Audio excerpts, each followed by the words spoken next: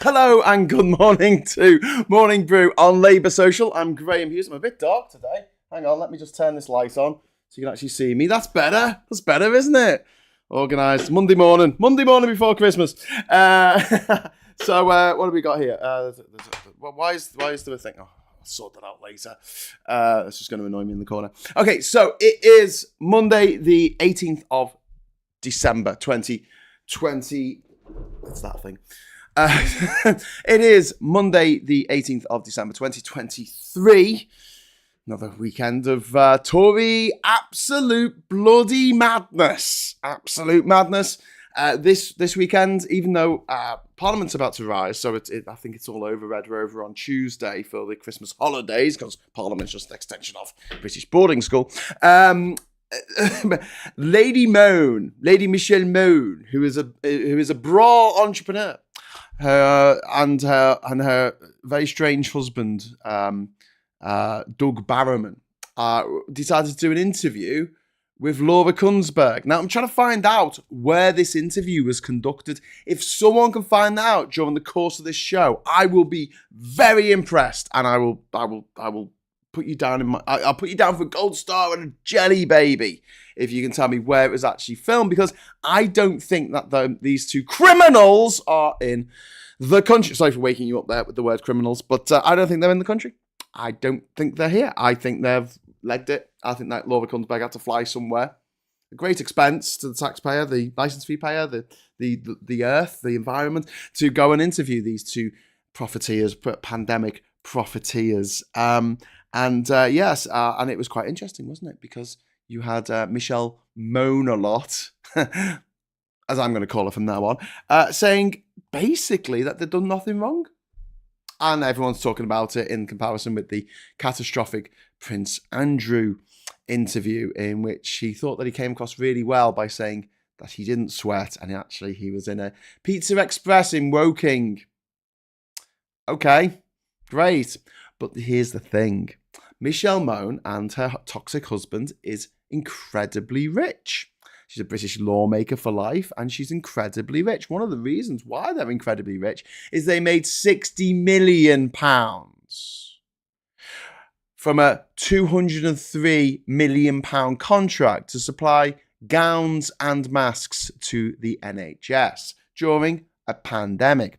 Not only did they charge above the odds, not only was she part of a VIP lane, which, shouldn't have existed. Not only did her and her husband have no experience whatsoever in supplying PPE to the NHS, the gowns were not double bagged. So basically, when you're providing gowns for a sterile environment, they can't just be in one plastic bag, they have to be in two plastic bags, because that reduces the chance of one of them ripping and becoming contaminated by several orders of magnitudes. Not only that, but they then denied that they had anything to do with PPE MedPro. And in the interview, which she gave with her husband, her dickhead lying husband by her side, he was lying while sitting, which is very strange. They said, "Oh no, we only lied to the press." Boom. They were only lying to the press, guys. It's all right. They didn't lie to us. They didn't lie to the people. They weren't lying. They were lying to the press. What a lie.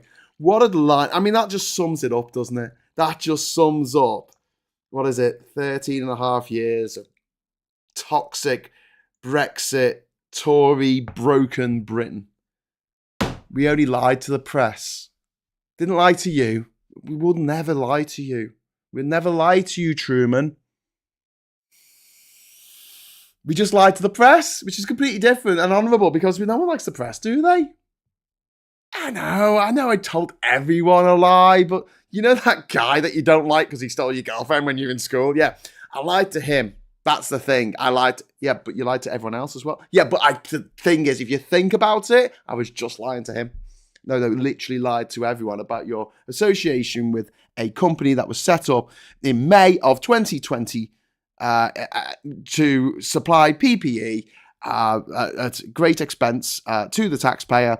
PPE that didn't fucking work and you took £60 million of profit, 33% profit, a third profit.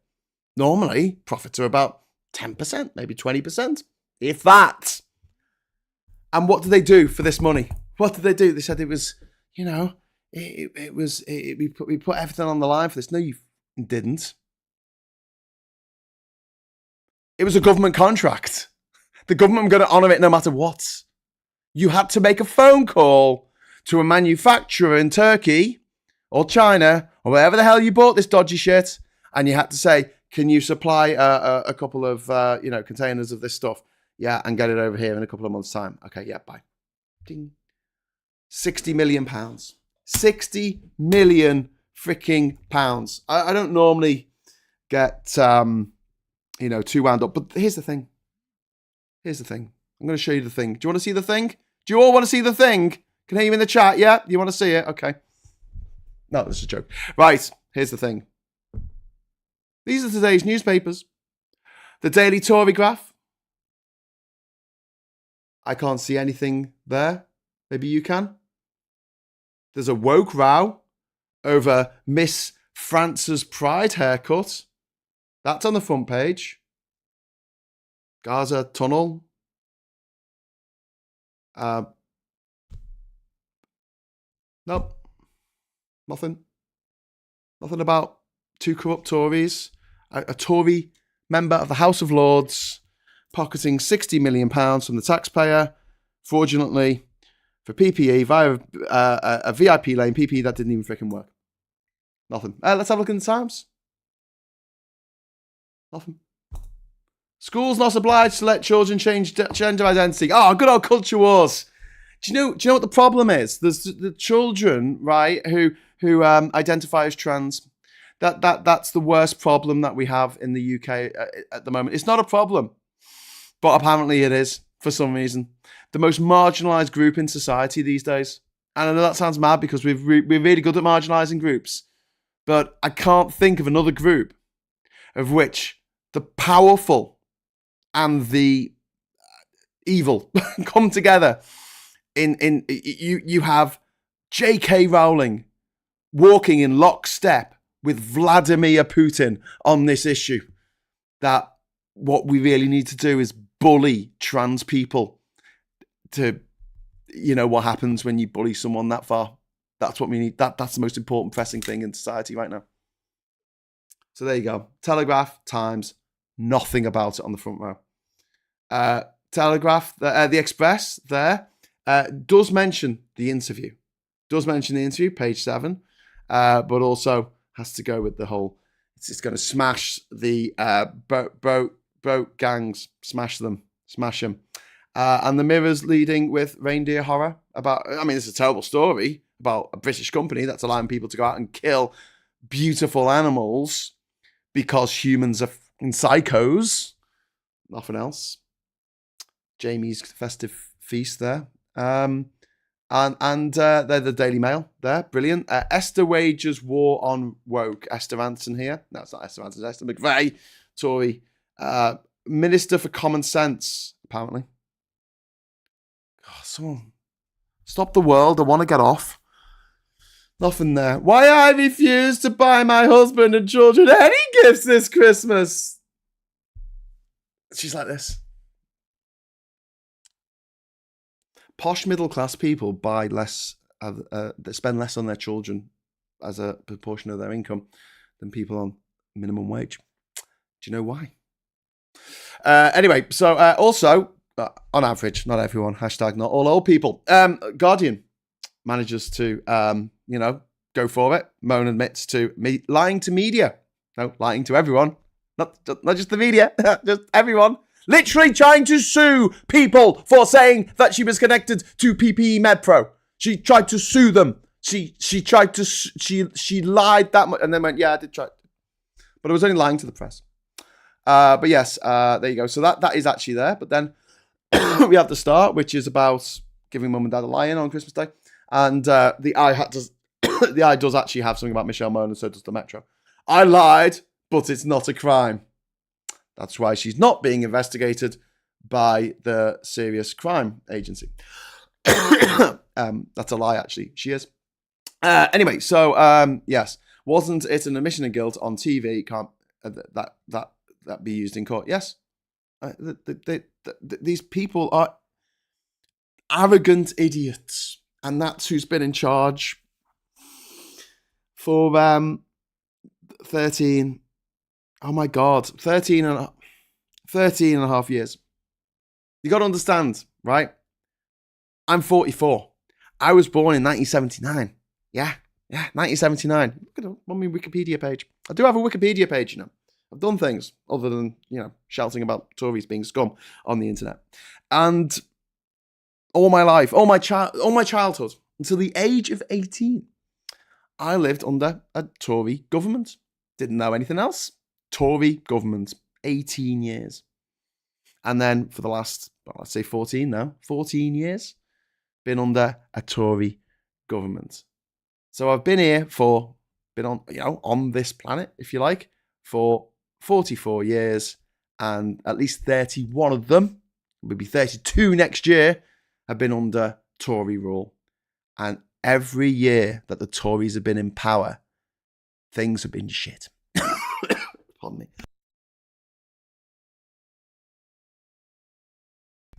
And I think I'm getting a cold.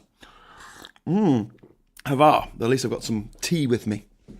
Can you understand, like, I mean, obviously people watching this, I look at the demographics, we don't have too many young people watching. They don't want to see some middle-aged centralist dad like bleating on about Tories. So I'm guessing there's a lot of you that share that pain. But unless you were born in 1979, I don't think you can brag such a horrific ratio.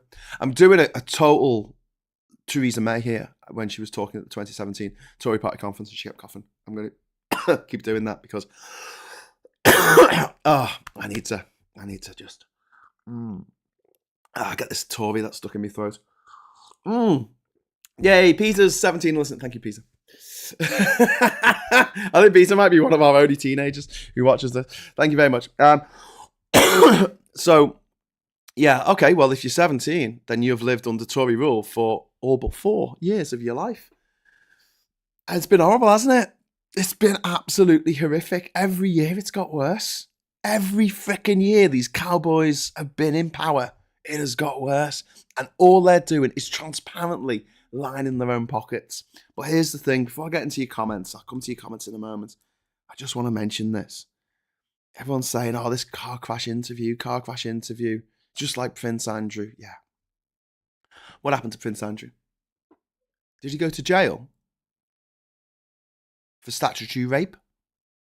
For assisting people traffickers to consulting with two people who have gone to jail. That's Epstein and his wife, Ghislaine.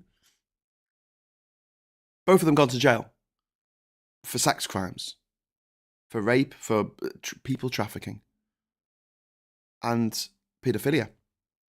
And this guy's hanging out with them, but because he's rich, filthy rich, and he's British, his mum paid off, what was it? £12 million, was it? To make it go away. Sorry, love, we're going to give you loads of money, and we're going to make it go away. Because that's what the wealthy can do. Now, the funny thing is, the wealthy think they're going to survive the purge, which is funny because these are the people who are least likely to be able to survive something like a purge because they're absolutely incapable. They are the most incapable people you'll ever meet. They're incompetent. The purge comes, they'll leave the back door open. Or they won't regard the cat flap as a means of access into the house. So we can go and, pop them open and see if money comes out, like in a video game. Maybe some ammo and some health packs. I don't know. I just shudder because Prince Andrew got away with it. He absolutely 100% got away with it. Like the baddies at the end of Chinatown. Sorry, spoilers. Like the baddies at the end of... I'm trying to think of movies where the baddies actually win. There's not many of them because you're left with this raging sense of injustice.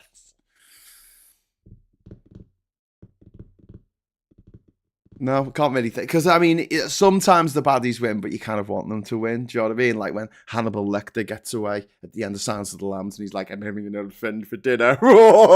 It's a joke because I'm going to eat them. It's funny. I went to see Wonka yesterday. It's very good. Right. Anyway, so moving on. Good year, 79. I was born in 79, says Sarah. Yo, 79ers. Smashing Pumpkins wrote a song about that. 77, so can't be far off. 1970, 76 over here, life was so much safer and less stressful under Labour. Sarah, that is such a good point. The stress, the everyday, like I am proper stressed now. Every day. And it's not just the fact that it's like that, oh God, what now? What horrible thing are the Tories going to do? And I have to admit, like, the one thing that I think is, I know in the greater scheme of things, considering how many people they've killed with austerity, how many people they killed with their mishandling of the COVID pandemic, and how many people they've made homeless, 140,000 children homeless under these bastards. But the one that's really got me, the one that has just really ground me to my soul is this. You have to be earning £38,600 a year in order to marry someone from another country and live with them here. How dare they? How dare they? How absolutely dare they? These bastards in power, all privately educated, all went to 10 grand a term schools. All of them have money. All of them born into money. All of them spat out of their mother onto a pile of used £50 notes. Non-sequential. All of them. And they go, do you know what? It's all right for me. And it's all right for the people who vote for us because they're all getting on. They're not looking for love. And we are going to pull up the drawbridge on people moving to Europe and marrying someone because we're going to pull out the EU. We're going to end freedom of movement. And then they said they've gone one step further. They've said 75% of the people in this country, including myself, are no longer permitted to marry a foreigner and live in this country and raise your children. So this is your question. You can either look after your ailing parents or you can marry the person you love. You can't do both. That's the Tories. That's the sick, twisted, bastard mindset of the Tories. And I absolutely hate them to the end of the earth for that. You know, I know people probably in the chat going, but Graham, they've done much worse. Yes, I know they've done worse things.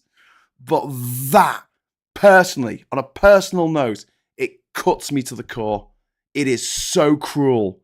It is so evil. It ruins people's lives, entire lives, because they can't be with the person that they love, because the Tories won't allow it.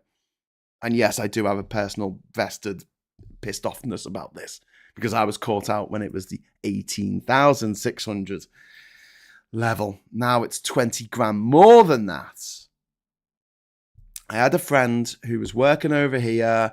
He was ex-military. He had hooked up with this beautiful woman from Chile while he was working for the British military in the Falklands. And they were married. They'd been married for 7 years. He got a contract from the MOD. He wasn't in the military anymore, but he got a contract with the MOD because he was an engineer and they needed some help, you know, with something they were building. It was a 1-year contract. He came back to the UK with his wife, and she was turned back at the airport and told she wasn't allowed in the country because even though he was earning more than £18,600 a year then, it was a contract. It wasn't a salaried job. So contractors, 0 hours workers, and me, freelancers, you're stuffed. Won't affect the rich. Brexit won't affect the rich. Austerity won't affect the rich. COVID won't affect the rich. The fact that we have a dementia tax where your elderly parent gets dementia and they have to go to a home because there's no one to look after them. Luckily, I'm not in that situation. My dad does have dementia, but we have my mum and my brother, and they look after him at home. But if we didn't have that, oh my God, it's thousands of pounds a week. And they will take your house, they will take your savings, they will take everything. If you're dead rich, doesn't matter. If you're dead rich, just sit in your stately home, get your nanny to look after you, pay them. Personalized, And this is the thing. They make so many rules that don't affect the rich. And then on the odd occasion, when a rule does affect the rich, like you need to wear masks when you go to the supermarket, you get absolute bull chortlers like that Lawrence Fox creep spitting the dummy out the pram about it, or like that horrible heartless brewer woman. I don't want to not go on holiday. I go to fly everywhere and pollute the atmosphere because I don't believe any of it. How dare they tell me I should fly less? I'm going to fly more. Anything that you try and tell the rich to do, they kick back. Like, hate them. They drain the poor, says Leanne Scott. You're absolutely right. So yeah, still feeling incandescent fury, still feeling a lot of stress as well, because next year is gone. And I'm going to prep you for this, so enjoy Christmas. That's all I can say. If you can, if you're in a position to enjoy this Christmas, please enjoy it. Maybe celebrate the fact that it's going to be the last under a Tory government for a good long time, maybe ever, if Labour play the cards right.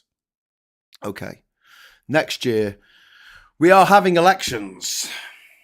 Over 2 billion people will be voting next year. Russia's having elections. I think India's having elections. The EU's having elections. We're having elections.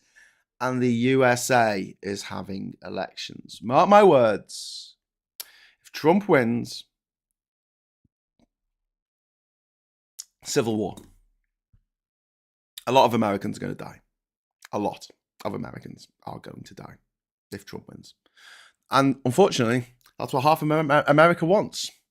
Because they've been so brainwashed by the absolute bollocks they watch on the OAN network and Fox News, Murdoch, that they honestly believe that their neighbour is their enemy, as Nick Cave once sang. Sam, thank you very much for the £2 super chat. I needed that. I'm going to spend it on some calm the F down pills. Meanwhile, UK median wage is lower at 34.9k. Yeah. And the average wage is only 27,000. Give me my teeth to earn that kind of money. That'd be crazy. Also, super chats are open. It's nearly Christmas. Can't learn mouldy old dough is still a real song. Yes, but we need the money, certainly for wealth to become less necessary over time. Abundance will increase. We need UBI. We need UBI. But the rich will kick back because when you are used to privilege, equality feels like oppression. And people think that like privilege is something where, if you get carried over the Andes in a sedan chair, that's privilege. It's like, no. That's the aristocracy, mate. There's a certain privilege that comes with being white. I've never been stopped and searched by the police. There's a certain privilege that comes from being male. I've never had to worry about walking home on my own, ever in my life, literally anywhere in any country. I can't say that for my female friends. I can't. I know I can't. That's a privilege that I have. I might not, own my own house in this country or a car or whatever, or, have a personalized number plate on a car that I don't own. But still, I have a lot more privilege than someone who was born a woman, someone who was born part of an ethnic minority in this country, and also an ethnic majority in other countries that are poorer. I feel very privileged being born in Britain. So there's levels of privilege. There's tiers of it, I guess. Being British is a privilege. When I was traveling in 2010 to every country in the world, I had the most powerful passport in the world. The passport that needed the least amount of visas to get into countries. The passport that was the easiest to visit every country in the world with, and I happened to have it. That is one hell of a privilege. At the time, it's not anymore because of Brexit and because the rich have looked at someone like me and gone, how much did he spend traveling to every country in the world? What, $7.5 a year? Oh, mate, we can't have that. We can't have people traveling on the cheap because, on shoestring travel. We can't have people couch surfing and taking public transport. Let's make couch surfing illegal and let's make public transport cost an absolute bloody fortune. I have literally flown to Australia in the past for less money than it now costs to get the train in this country. Not very far at all. Anglo North says, happy Christmas, Graham, you big scav. Thank you very much, Anglo. I really appreciate it. And the sentiment as well. Good luck to you and yours in all the new year. But yeah, I am really stressed out about what's going to happen next year with this election, because you're going to have a very, very rich and evil man, Trump, who is somehow convinced his base, and they are very base, that he's a blue-collar billionaire. No, he's not. Never done a day's work in his life. He's got a gold toilet, mate. He pisses in a toilet that's worth more than your house. Okay, he's just like us. With this tacky crap. Right, back into the chat. We hope. I'll be depressed if the election is 2025. It won't be. Much prefer to listen to Graham, Max or Phil, and Tory apologist and sympathiser James O'Brien. That's from Vega. What? Really? Is he? What? Well, thanks for saying you'd rather listen to me, but I don't think James is all right. I think he sometimes doesn't let people finish what they're saying. He's done that to me a few times when I've been halfway through a sentence and he jumps in and he goes, blah, blah, blah, blah. And I'm like, stop doing that. Stop interrupting people. But yeah, he's probably got a bit of ADHD, I think. That's what I'm seeing everywhere these days. Not least in myself. Lol, Salari, yes, cut from a huge block and wrapped in greaseproof paper. Eggs in a paper bag too. That is so random. I love that. Thank you very much, Audrey, for that random message that you're obviously responding to someone else. But yeah. Income from a trust fund like UBI for the rich. Yes, that's what it is, Mike. Absolutely what it is. And it gives people who are born rich a safety blanket. There's a story on the BBC. I wasn't going to mention this. There's a story on the BBC today about a young woman who's written a book about ADHD. And I think, oh, that's nice. She's 24. She's got a book deal. Oh, that's nice. She's got a book deal, at the age of 24. Writing about her experiences having ADHD at the age of 24. Okay. All right. Yeah, I can see that. Yeah, that makes... Do you reckon she was privately educated? Do you reckon she went to private school and she knows people and that's how she got that book deal? Oh, Graham, just don't let your... Oh, yeah, she did. Oh, now everyone's going to tell me I've got a chip on my shoulder because I found it impossible to get a book deal in this country after visiting every country in the world without flying. And also saying I'll go on a big book tour and publicise it after my 7 TED Talks and BBC TV show about my travels. But, I'm not bitter. Like Murphy's, I'm not bitter. I'm stout. Anyway, short and stout. Nick says tech-led deflation will be more effective than introducing premature UBI into the current free market system. If the baseline income increases, that'll be inflationary. No, it won't. That's the thing, Nick, because we don't tax anything under, it's gone up a bit now, but I think it was around 11,800 a year. You get tax-free. The first £11,000 that you earn, you get tax-free. So it makes no difference. And, when you talk about inflation, there's a lot of things in this country that shouldn't be inflationary, like the water company. So you shouldn't be paying more for your water because it's all from the same company. You can't choose. There's no market there. And where there is a market, it shouldn't be inflationary because if Tesco put their price up, well, Sainsbury's can keep their prices lower and people will shop at Sainsbury's instead. Isn't that how the market's supposed to work? Isn't that free market?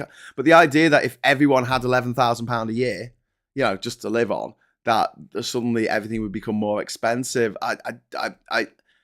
It's not happened in the situations in which they've done trials for UBI. And yes, I know that hasn't been universal. It's a trial for universal basic income rather than an actual universal basic income.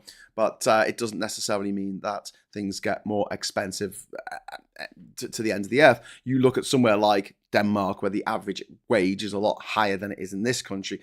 And things are more expensive, yes, but they don't just keep getting more expensive every day. They don't necessarily have bigger inflationary figures than we do. In fact, I don't know. Someone look up Denmark.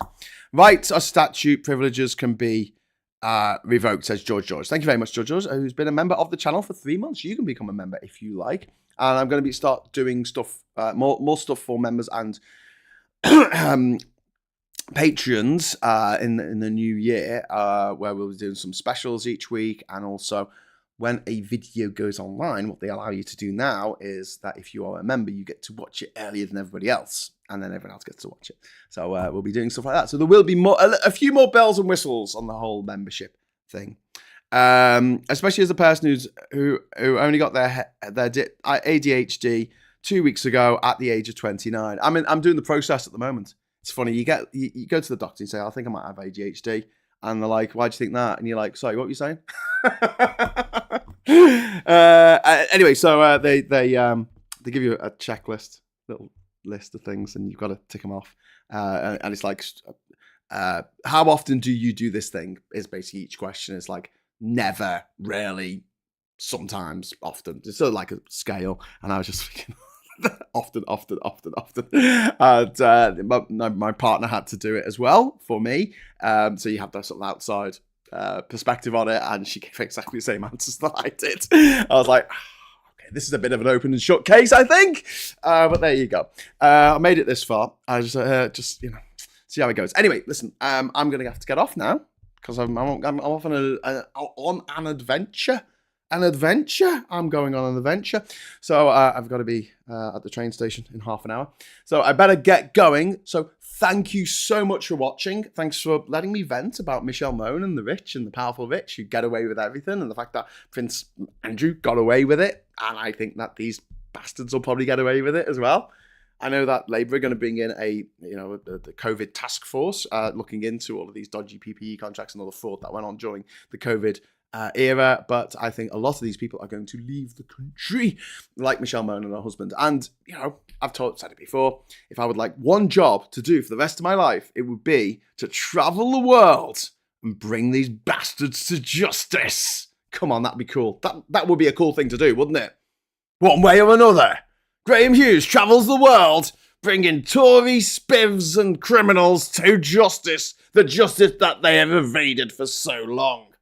Me turning up in little rowboat, coming up to the super yacht. Right, you little bastard, with a megaphone.